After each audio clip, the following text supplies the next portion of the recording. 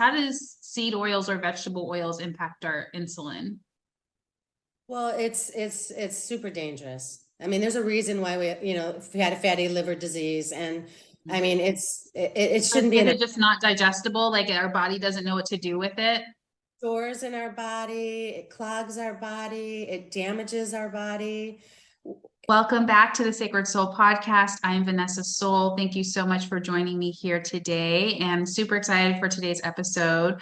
We have Nettie with us. Thank you for being here. Thank you for having me. Yes. And so let's just kind of gradually jump right in. What is your message that you're here to chat with us today? You know, my mission at this stage of my life is, after 30 years in the industry of wellness, I'm focused solely on insulin resistance. And my company is Wellionaire Living. So, all I want to do is guide people on their path to Wellionaire Living. And insulin resistance. Wellionaire Living. I hope people caught that. I love it. That has a great energetic ring to it as well. Awesome. Yeah. So insulin resistance, and it's such an important, significant topic because it's health and it's our well-being. It's everything. And so what is insulin resistance? Just the pure basics for those who may not have a clear understanding of what it is. Without getting into all of the science, because, whenever I talk about this, really, the science isn't really going to change things. Mm-hmm. What it is that, every time we eat, insulin is surged. And, it's this whole process is to put us into fat burning, because fat burning is energy. And because we eat the way we do, I call it the modern condition. And I'm just sharing nutrition for the modern condition because we're in a state where 1 in 3 people have insulin resistance. And this is what I mean about science versus just the reality. The reality is 1 in 3 people are insulin resistant. That means that their cells cannot utilize the insulin in its actual purpose. We're resistant to it. So I kind of look at it like the cell has saran wrap over it. So insulin can't get in because we've been bombarded so many times that our body's like, whoa, I don't know what to do with that insulin anymore. And so it stops it from going into the cell. And what happens is 80% of chronic disease. And so it leads to insulin resistance leads to, well, first of all, and the thing that gets people, especially women, but everybody, is the waistline at the belly button. And if you look around and you're thinking 1 in 3 people are insulin resistant, everybody looks barrel bellied, right? It's the belly, it's 1 in 3. So some people can gain weight and keep it throughout their body. But for everybody else, it's this belly. And try as you may or might, or any way that everybody tells you can lose weight, because there's a lot of ways to lose weight. You can lose weight and not lose that belly fat. And that belly fat is the precursor to metabolic syndrome, which is cardiovascular disease, fatty liver disease, stroke, polycystic ovarian syndrome, diabetes. And now we know that also includes dementia and Alzheimer's. And so it is diet and lifestyle. Yeah. Period. Yeah. So I just want to go backwards just for a quick sec. You said insulin can't get into the cell. What is insulin and why does it need to get into the cell in the first place? To me, it's the master hormone. Okay. And every time we eat, there's a glucose surge. There's, and that triggers insulin to go into the cell and put us into using that as fuel. Okay. Okay, we're using our fat storages as fuel, and we can't do that because every time we eat, and we live in a time right now where we constantly are putting something in our mouth.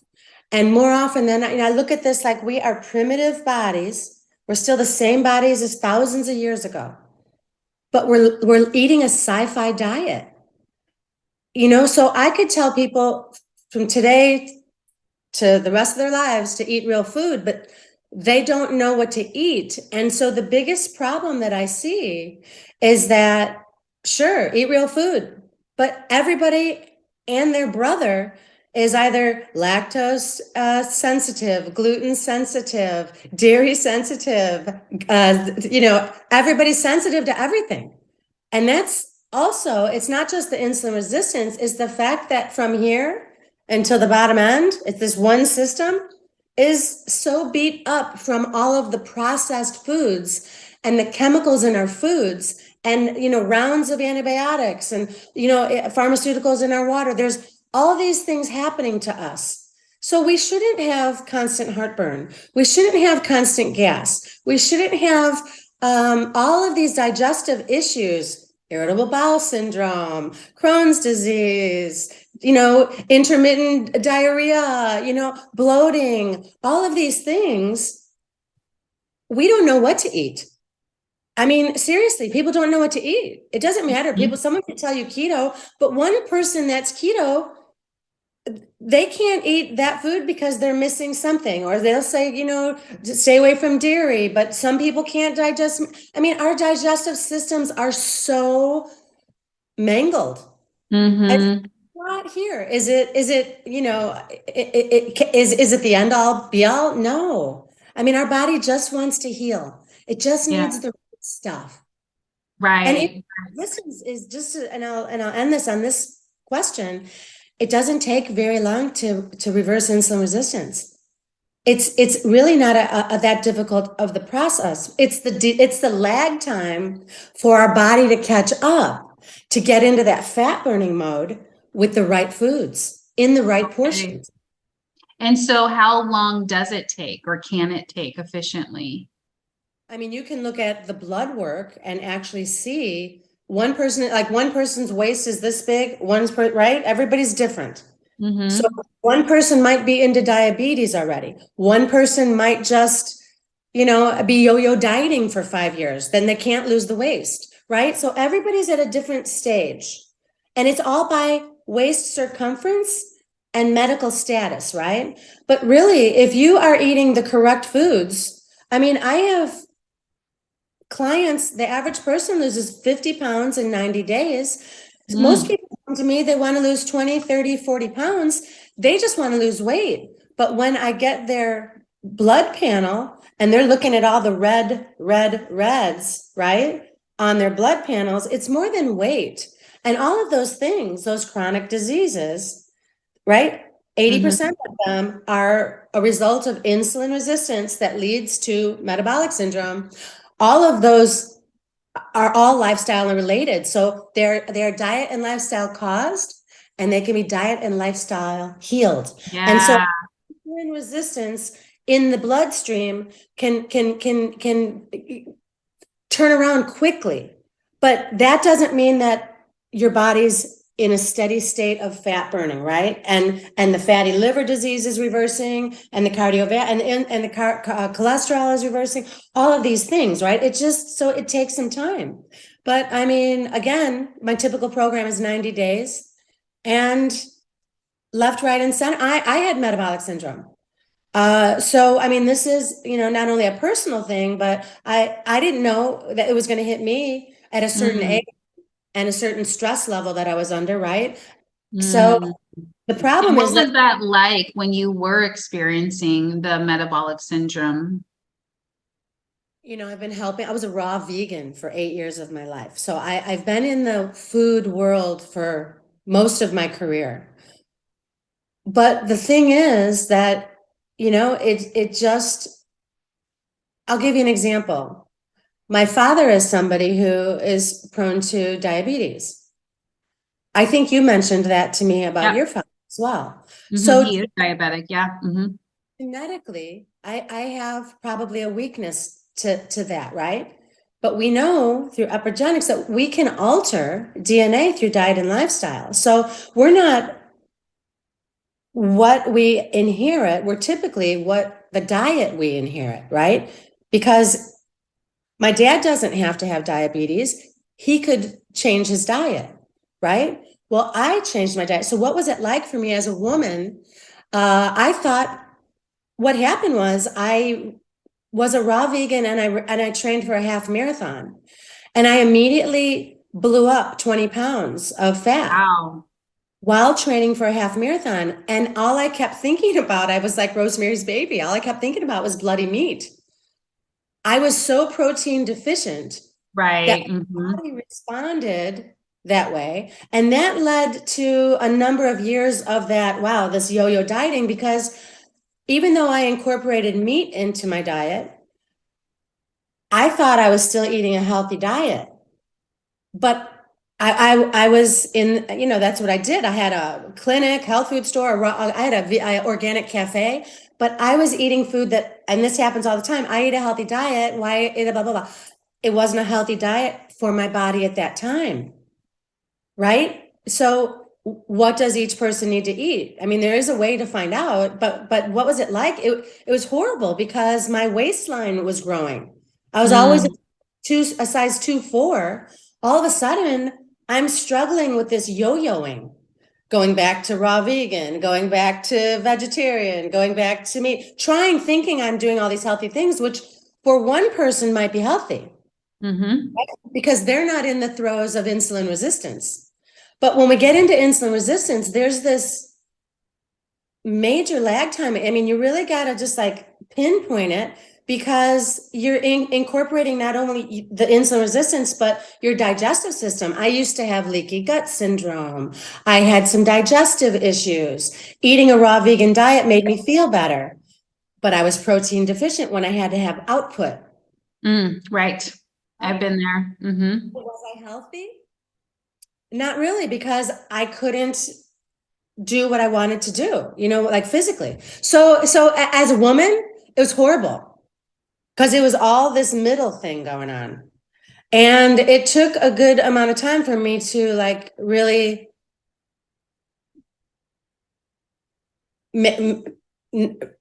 lasso it and control it. Mm. And I was coaching a program that I wasn't doing, but I believed in. I just, in my mind, didn't think that I really needed it. But in the end, when you really, I mean, and back then, insulin resistance that wasn't the buzzword. Sure. You know what I mean? And so now that I know so much about this and, what works for people, again, there's 1,000 ways to lose weight.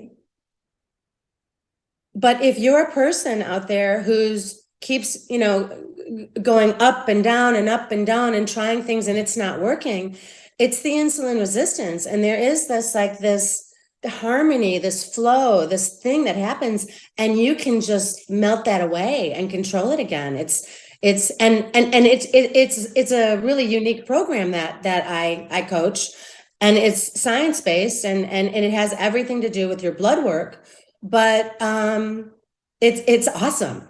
And so Yeah. people transform. And for me, I lost 40 pounds in 10 weeks. And, while I was going through the throes of that insulin resistance, that up, down, and my waist kept getting bigger, I couldn't knock it down. It would come off everywhere else, but not at the waistline. Um, it just, it just beats you down. It Mm-hmm. down, and it's very frustrating, and we know this, as women. So I don't know, I hope I answered that for you. Yeah, yeah.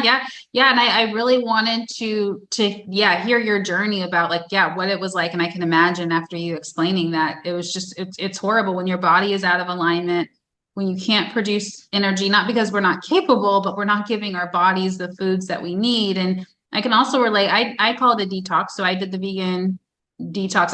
My belief, even in the beginning, was that, veganism for most of us or some of us is more meant like for a detox, for a period of time. And I can't remember if I did it 2 or 3 years, but I immediately knew when it was time to bring like healthy fats back into my diet and some light animal meats. And it made the difference, especially as an energy worker and an energy healer. I was feeling so depleted, not because I wasn't exercising. I was doing all the other things and sleeping and all that other stuff, but I was just like, there's something missing. I'm not being able to bounce back from just Zoom calls or energy healing or whatever it is that I was doing at the time. And I saw a difference. I've never really had, I mean, you could tell I'm somewhat just lucky to have, I don't know. I mean, I work out too. I take care of myself. I've never had to go on a weight loss journey or anything like that. I have experienced IBS and bloating and digestive issues from stress, and also not eating right, like in my early or later 20s, like eating pizza at 2 p.m. or 2 a.m., things like that. But I got better over the years. So anyway, I can relate. And then it's just like, yeah, as soon as I changed my diet, things got better. And so I want to ask you about foods, and we're going to definitely talk more about your program in a little bit, but like, are there troublemaker foods that we should either like across? I know everyone is different, so this might be a little challenging to answer generally, but are there troublemaker foods most people should be reducing extremely or eliminating? And then what are some of the ideal daily foods? Well, I mean, this is a broad It's a category. broad question. Yeah. Really, I mean,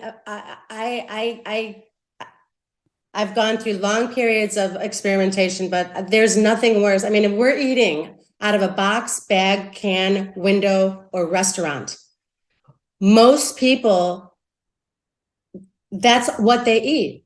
And again, we're primitive bodies living eating a sci-fi diet. We are not meant to eat out of a box bag. We are energy. Mm-hmm. We are spiritual beings, right? We are literally electricity. We need high frequency foods. We need real food. Real food.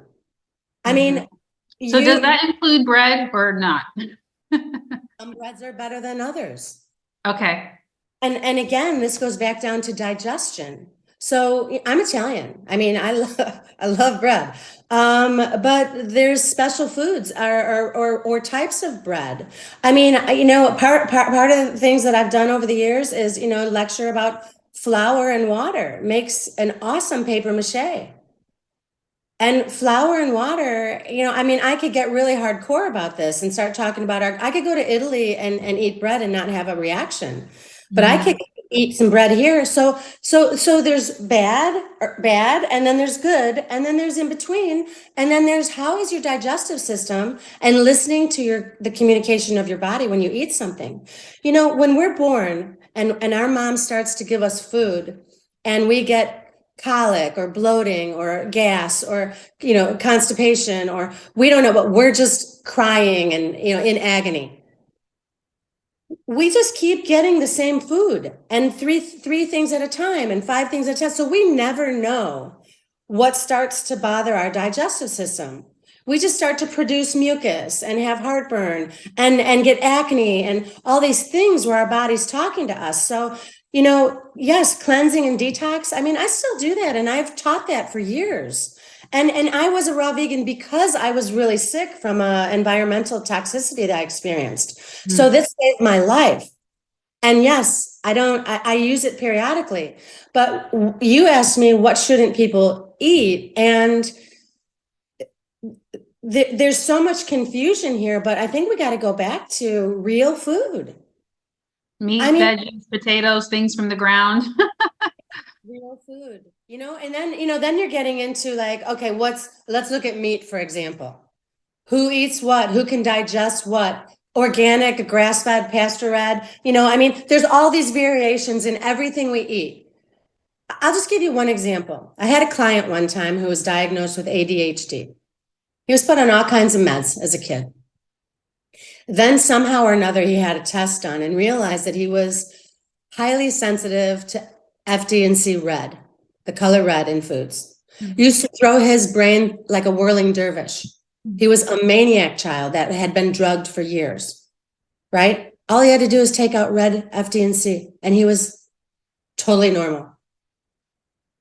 but we're eating all this frankenfood. So yeah, I could say real food, but how about first we concern ourselves with everything out every meal out of a box, bag, can, window, and restaurant. I mean, it's what's on the food. You could go to a restaurant, right? Think you're eating just really nice food, and the next day you can't get your rings off and you have bags under your eyes and you feel depressed. That's your body talking to you. Mm-hmm. All want to, strangle somebody when we get to a red light? No. Our senses, these things are on our foods. They're excitotoxins. And Mm-hmm. they are literally, they're called excitotoxins. And they're the colors and the flavorings and the gravies and the balsamic glaze and all the stuff that is on our food. Now, if we made it at home, it probably wouldn't. If you look at the ingredients on your stuff, you could get clean stuff. You could have the exact same foods and they don't have to have these chemicals. But if you have ever worked at a restaurant and you know a restaurant, you know that those things are preserved and stored and they want to tantalize your taste buds so you come back for more. But the problem is the next few days, you eat a bag of Doritos, for example. It's got all the colorings and all the stuff on it. And we're wondering why, we're constantly hungry and, depressed. Because it Mm-hmm. might not be actually the flour and the stuff that's made from. It's all the powders and the preservatives and the stuff on it. So what should people eat? We have to, I teach my clients, you got to go through the day and pick your poisons. If I'm not really a drinker, but let's just say I want to have a cocktail. Mm-hmm. Rather go and have a cocktail with some friends than be poisoned breakfast, lunch, dinner, and snacks with stuff that's all over my food and in my drinks. We have to live our lives. Nobody wants to be perfect. It's about intention, not perfection. But we do have to make an effort to put things to fuel our bodies to make us as high frequencies as we possibly can. I mean, the reality is that the cleaner and more nourished we are inside, the more connected we are to our spiritual abilities and our connection to God. I mean, it's just, we need living real food. Yeah. Some of the insights that I've gotten for myself and other people as I'm connecting to the spiritual realms, as far as guidance. Again, these are one-on-one conversations that I'm having when I'm talking to people, and it's been advice for myself. Across the well, yeah, for the most part, it's been to avoid the vices, to avoid gluten as much as possible, and seed oils. And so, what are your thoughts on that? Well, they're both damaging. Okay. But I want to tell you something. I had a health food store for a number of years. I had a clinic attached to it and a cafe. And this was when the gluten-free craze started. Mm-hmm. So there's a reason, this is what happened. And I wish I would have been documenting this then, but I knew this because, most of these people became clients of mine. The gluten-free craze was awesome for business. And this is why. The minute we're told that we can't have something or there's a better substitute for something that we think is bad, because we were told, oh, bread's bad. Oh, this is bad. Oh, this is bad. Oh, gluten-free? That's the answer. Everybody blew up like a balloon. Flour and water is a really awesome glue. It doesn't matter. And you take a grain and you process it till it becomes a powder, kind of like heroin or cocaine. It's a powder that goes into our cells super fast, right? And it totally affects your insulin. And people go and they think they're doing gluten-free because they're sensitive to bread, which they are probably sensitive to our wheat. Our wheat in America, that's a whole nother story. Mm-hmm. So people, think, oh, gluten-free, it's healthy. Gluten-free is not healthy. Just look in the ingredients someday. Okay. I mean, if you digest it and you are a little peanut, you don't have a problem like that. But most people, they gain weight when they start eating gluten-free because they're like, oh, I can't have bread, but I could have gluten-free. And they're so stuck on getting something that they are not allowed to have that they buy everything that they can gluten-free. Cookies, cake, bread, tortillas, pizza crust, you name it. It's still flour. It's still sugar. It's still sugar. That's probably the key. And I mentioned seed oils, and there's probably some sunflower oil in there, which is toxic to our bodies in many ways. How does seed oils or vegetable oils impact our insulin? Well, it's super dangerous. I mean, there's a reason why we had a fatty liver disease, and I mean, it shouldn't be Is in our it just not digestible? Like our body doesn't know what to do with it? stores in our body, it clogs our body, it damages our body. It's rancid. It's processed in a way that is not good for our bodies. I mean, if we just keep it simple. I mean, olive oil, ghee, flax oil, coconut oil. I mean, those are when we get blood work, and I have this program in Germany. After I get all their data and their blood work, there are some oils that we bring back into. There's like a 16-day period where there's no oils at all. It's all fat, full fat, because we shouldn't be taking the fat out and having skim and 2% and all this fat-free, zero-free. That's completely Worse. dangerous. I said that's probably just as worse. Yeah, it's so damaging for our body because, again, nature knows what we need, right? It's the whole thing. When we start taking stuff apart and changing nature, there's going to be some backlash. So anyway, there's real fat. We need real fat, but there's a period of time with insulin resistance that we remove all oil, and you'd be surprised how many rancid oils people are using and how many rancid oils are in all of that packaged food. You can't have food that is, made with oils that's sitting on a shelf with preservatives for years. Yeah. And it's things that are advertised as healthy, like salad dressings and those fitness bars, or even cashews. Sometimes I can't buy cashews because they're not raw and they're dipped in canola oil or something. I'm like, oop, I'm not, and my body won't even let me hold the bag. I'll drop the bag accidentally. It's like muscle testing. It's like my body's like, nope, nope, nope. So I can't, I have a problem with cashews as well. well, I was saying it's the oil. When I pick up the bag that the cashews are soaked in some type of oil. I could do raw cashews all day long and make some cashew milk or whatever, but yeah. No, I understand the whole muscle testing thing, and I agree. I mean, everything is slathered with oil. So what happens is we develop these fatty livers, right? And it affects all parts of our body. But when it comes to insulin resistance, there's the 16-day period where we remove oils.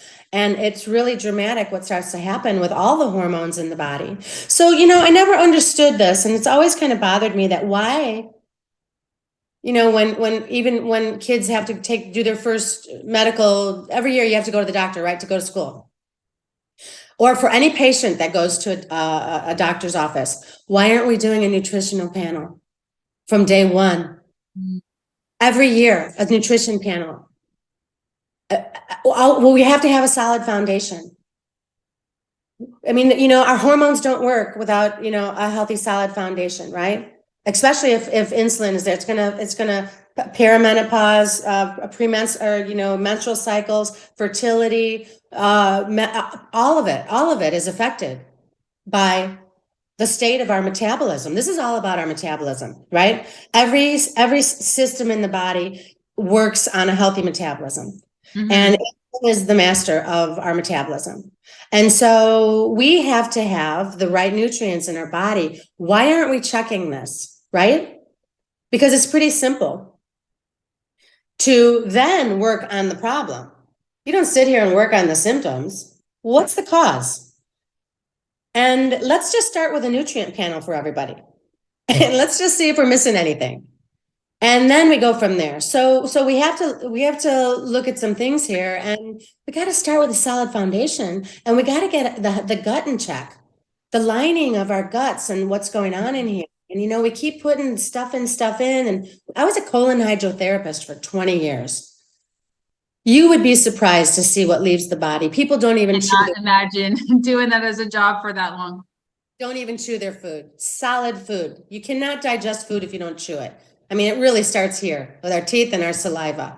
So, I mean, there's this whole beautiful harmony that happens in the body to take food that nourishes us, break it down, to actually absorb it. And then, you know, all the mechanisms of the body start to just chug a lug, and like a fine oiled race car, you know, it just like, ooh, you know, it just goes. And, you know, it could have some problems, but if we have the solid foundation and our metabolism is working good, and our insulin is right, then we go from there. Okay.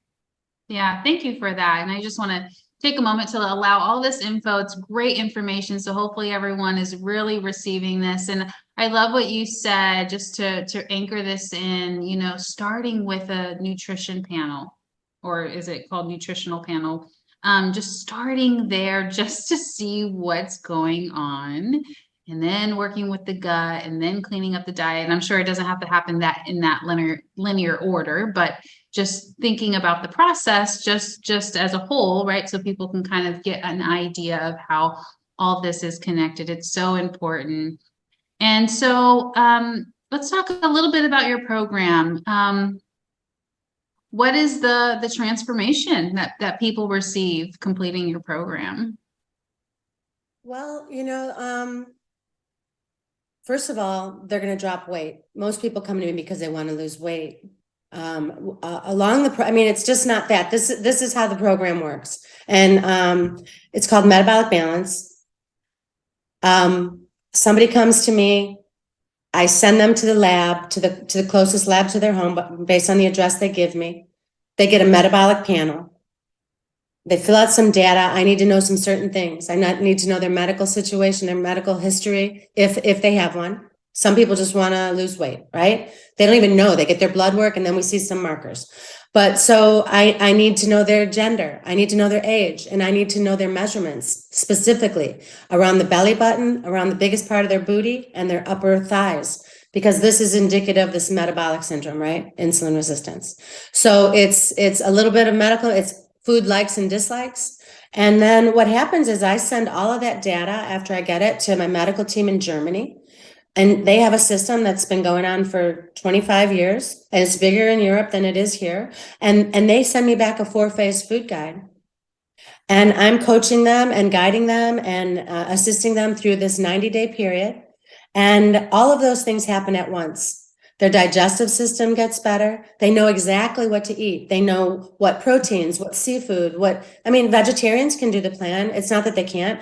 You get a ton of food. You get all the protein categories. You get dairy, meaning cheese or possibly milk, if that's on your plan. You get a yogurt. You have beans. You have meat. You have seafood. You have soy. I mean, you could have some or the other, and within each category is a ton of different options. Like there's a ton of fish, there's a ton of meat. I mean, for me, I said, like, I will not eat pork. Like, you can say I will not eat something before I ever send it in, if there's something that you're really particular to. The thing is that, though, we are creatures of habit, and we eat the same food all the time. If we were hunters and gatherers, we would be traveling around and getting variety and eating what we got. Right. And it would be different all the time because we'd be lucky to find food. And so we eat the same thing. So we have an abundance of some nutrients, and we're really lacking others. And so we're able to tell by all that data and your blood work and your medical conditions and what medications you're on, if any, what nutrients you're sufficient in and what nutrients you're deficient in. And then we can tell by also your health history, which includes, right, your digestive system and some other things that are going on. What, you know, I mean, for me, I got no cow dairy, but I got goat feta, I got goat yogurt or sheep, because it's a smaller molecule. And I assume from what was going on with me, and I thought for years I was lactose intolerant. I thoroughly enjoy dairy now. I didn't eat it for years. And I always had a problem with it as a child. But guess what? I have a problem with cow dairy. Now, I'm not saying cow dairy is bad. I have clients that have that on their plan, and it works perfect for them. And they might not have ever had dairy before that because they were afraid of it. So, I mean, you know, we have to be open-minded, and you have to have variety. So what comes back is a 4-phase food guide. There's 2 days. I prep them, and they're also using a product I developed for bowel cleansing, and which I've had on the market since 2012. And so we get their gut and get them eliminating more. And then they have to go through this elimination process. And so then they're on a plant-based diet for 2 days, a certain amount of food, because this is all exact. They give me their goal weight. So I know how to get them from point A to point B. It's all chemistry, right? I have somebody right now, she's been in the program 2 weeks, maybe 18 days. She's lost 20 pounds already. Now, this is not about crash dieting. I have other people, because I have a group going on right now that 2 weeks, they lost 11 pounds or 9 pounds. Everybody's different, right? So it depends on the strength of their insulin and their metabolism, right? So the 2 days of the cleansing, 14 days of zero oil, but they're having their 3 meals a day from the foods on their plan, lots of variety, vegetables, protein, and bread, very specific. And then they add oils. Now the engine's really revving, and they are in phase 2 until they reach their goal weight. And that happens very quickly. Like I said, my average client is 50 pounds in 90 days. Some of those people have lost it in 75. But then comes maintenance. Now we're bringing more foods into them, and they're learning how to listen to their body. Yeah. What happens when I bring that food in? Am I bloated? Do I have a headache? Am I irritable? Can I get my rings off? You know what I mean? These are the things, the language our body speaks. Now we're And then what happens to their insulin, so-called insulin resistance? Does it reverse? Yeah. Oh, that happens quick. But their body has to catch up, and that all is by the waist measurements, because they're required to give me their daily weight, and they're required to give me their weekly measurements. And I can track this data and see if they're following the plan correctly, because no matter if they're following the plan, they're going to reach that chemistry, right? That all the way to their goal weight. But I really am more concerned with their waist. I want that for me, that's critical. That's their insulin. That's their metabolism. And it gets back to this, because when their metabolism is going well after they're off the plan and they've incorporated other foods, because you get another layer of foods in your food plan on phase 3. And then after phase 3, you're going to go through life and you're going to try different things and still have the same skills to see how you react. And if you want to make the wise choice to not consume that food because it made you feel like crap for 4 days after, right? That's your decision, because your metabolism can jump back. But the reality is that you're feeling so good. You're looking good. You're not, this is what happens to women. And you asked me this, how was that for you? Because you would, when I was first had this issue, this yo-yoing, right? Because everybody's experienced the yo-yo dieting. And when I was younger, I didn't have a weight issue. I was always a smaller person. And once this happened, what happened? And you try and lose weight, you go on a diet and you try a new thing. Oh, I'm going to try this, I'll try that. And you lose some weight. And then one weekend you have an event and you put all your weight back on because your insulin's not in check yet. You haven't lassoed that bad boy down. And so when your metabolism is healthy, like I used to be when I was young and I could go out and party like a rock star and not put a pound on, after I had a, free for all, and your metabolism is working perfectly fine. I just turned 61. My libido has never been higher, and I don't put weight on like that anymore because my metabolism is in check and I'm in control of it. Am I perfect?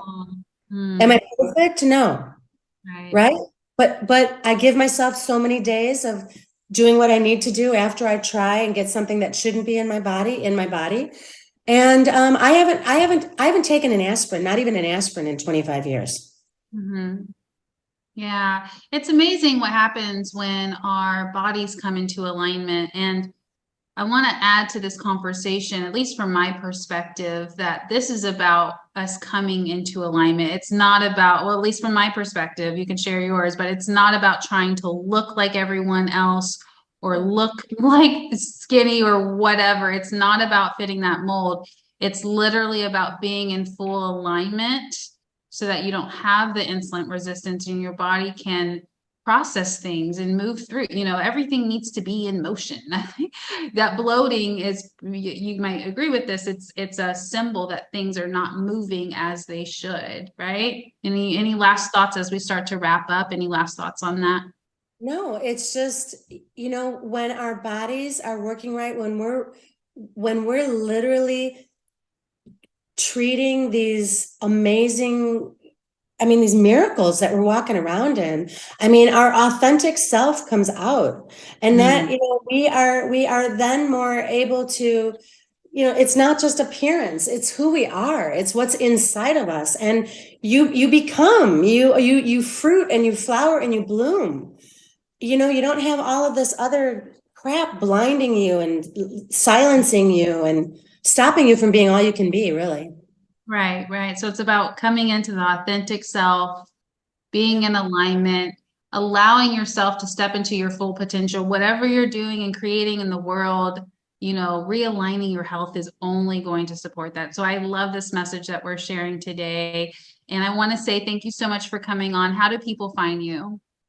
NettieNovelli.com. They could easily go there. NettieNovelli, or they could go to WellionaireLiving.com. I'm on Facebook, Instagram. Amazing. Thank you so much. Namaste, everyone.